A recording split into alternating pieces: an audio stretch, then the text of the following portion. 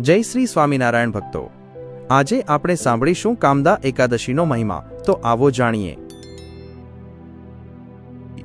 હસ્તિનાપુરમાં ધર્મરાજ યુધિષ્ઠિરના મનમાં એક જિજ્ઞાસા જાગી. તેમણે જગતના નાથ શ્રી કૃષ્ણને પ્રશ્ન કર્યો, હે માધવ, ચૈત્ર સુદ એકાદશીનું શું મહત્વ છે? આ વ્રત કરવાથી મનુષ્યને કયું ફળ મળે છે? ત્યારે મંદ સ્મિત સાથે ભગવાન કૃષ્ણ બોલ્યા, હે રાજન, જે કથા વશિષ્ઠ મુનિએ રાજા દિલીપને સંભળાવી હતી તે જ કથા આજે હું તમને સંભળાવું છું. આ એકાદશીનું નામ છે કામદા, જે ભક્તોની દરેક કામના પૂર્ણ કરનારી અને ભયંકર પાપોનું શમન કરનારી છે. ભોગાવતી નામની એક ભવ્ય નગરીમાં જ્યાં નાગરાજ પુંડરીકનું શાસન હતું, ત્યાં ગાંધર્વોના મધુર કંઠ અને અપ્સરાઓના નૃત્યની ગુંજ કાયમ રહેતી. આ નગરીમાં લલિત અને લલિતા નામના ગાંધર્વ યુગલ રહેતા હતા. તેમનો પ્રેમ એટલો ગાઢ હતો કે એક ક્ષણ માટે પણ તેઓ એકબીજાને ભૂલી શકતા નહીં. એક દિવસ રાજસભામાં ગાયન ચાલી રહ્યું હતું. લલિત ગાઈ રહ્યો હતો, પણ તેનું મન તો તેની પ્રિયતમા લલિતામાં પરોવાયેલું હતું. એક ક્ષણ માટે લલિતનું ધ્યાન ભટક્યું અને તેના સૂર લથડ્યા.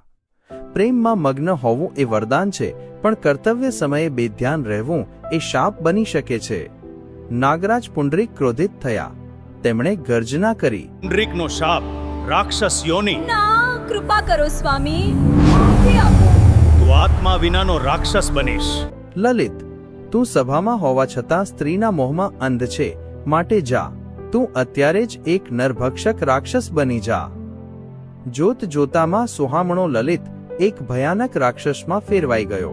તેનું શરીર પહાડ જેવું વિશાળ થઈ ગયું. આંખો સળગતા અંગારા જેવી લાલ અને ચહેરો ડરામણો થઈ ગયો. તે જંગલોમાં ભટકવા લાગ્યો. પણ ધન્ય છે લલિતાને. પતિ ગમે તેવા રૂપમાં હોય તે તેને છોડીને ન ગઈ. તે રાક્ષસ બનેલા પતિની પાછળ પાછળ રડતી ભટકતી રહી. ભટકતા ભટકતા તેઓ વિંધ્યાચળ પર્વત પર ઋષ્યશૃંગ મુનિના આશ્રમે પહોંચ્યા. લલિતાએ મુનિના ચરણોમાં પડીને આક્રંદ કર્યું, હે ઋષિવર, મારા પતિનો શું વાંક? તેમને આ નરક સમાન જીવનમાંથી મુક્ત કરો. દયાળુ ઋષિએ ધ્યાન ધર્યું અને કહ્યું, પુત્રી, ગભરાઈશ નહીં. હવે થોડા જ દિવસોમાં ચૈત્ર સુદ કામદા એકાદશી આવે છે. જો તું પૂરી શ્રદ્ધાથી આ વ્રત કરે અને તેનું પુણ્ય તારા પતિને અર્પણ કરે તો તે અવશ્ય મુક્ત થશે. લલિતાએ કઠિન ઉપવાસ કર્યો, ભગવાન વિષ્ણુની આરાધના કરી. બારસના દિવસે તેણે સંકલ્પ કર્યો, હે પ્રભુ, મારા આ વ્રતનું જે કંઈ પુણ્ય હોય તે મારા પતિને મળે. જેવું પુણ્યદાન થયું, ચમત્કાર થયો. આકાશમાંથી પુષ્પવર્ષા થઈ. લલિતનું રાક્ષસી શરીર ઓગળી ગયું અને તે ફરીથી દિવ્ય ગાંધર્વ બની ગયો. દંપતીએ ઋષિના આશીર્વાદ લીધા અને ફરી સુખમય જીવન ગાળવા લાગ્યા. કામદા એકાદશી આપણને શીખવે છે કે ભક્તિમાં શક્તિ છે. સાચા મનથી કરેલી પ્રાર્થના પથ્થરને પણ ઓગાળી શકે છે.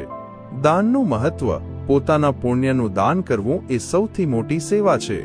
પાપ મુક્તિ, બ્રહ્મહત્યા જેવા ઘોર પાપો પણ આ વ્રતની અસરથી નષ્ટ પામે છે.